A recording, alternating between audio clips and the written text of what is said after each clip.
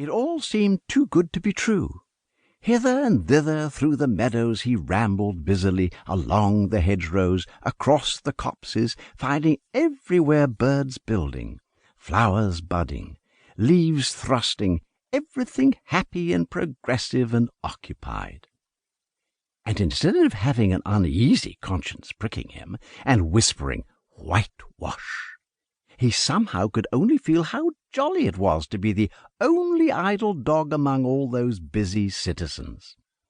After all, the best part of a holiday is perhaps not so much to be resting yourself as to see all the other fellows busy working.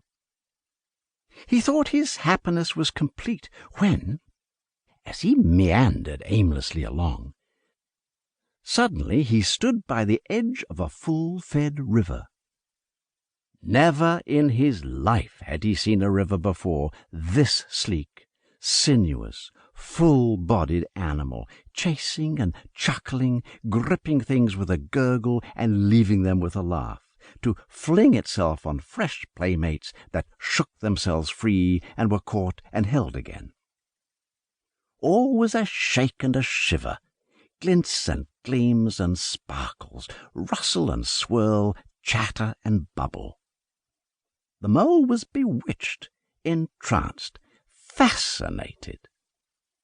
By the side of the river he trotted as one trots when very small by the side of a man who holds one spellbound by exciting stories, and when tired at last he sat on the bank, while the river still chattered on to him, a babbling procession of the best stories in the world, sent from the heart of the earth to be told at last to the insatiable sea.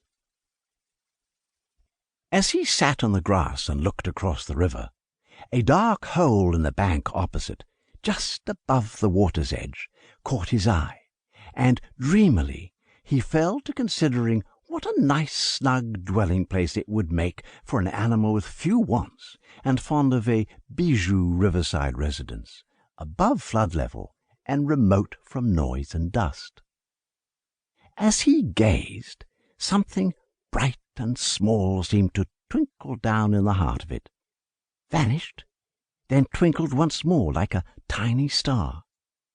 But it could hardly be a star in such an unlikely situation, and it was too glittering and small for a glowworm. Then, as he looked, it winked at him, and so declared itself to be an eye, and a small face began gradually to grow up round it, like a frame round a picture. A brown little face, with whiskers. A grave, round face, with the same twinkle in its eye that had first attracted his notice. Small, neat ears, and thick, silky hair. It was the water-rat.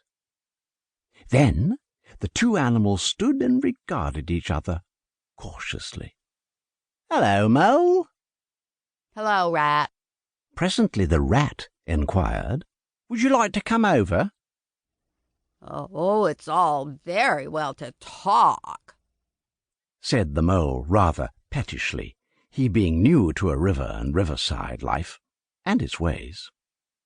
The rat said nothing, but stooped and unfastened a rope and hauled on it, then lightly stepped into a little boat which the mole had not observed.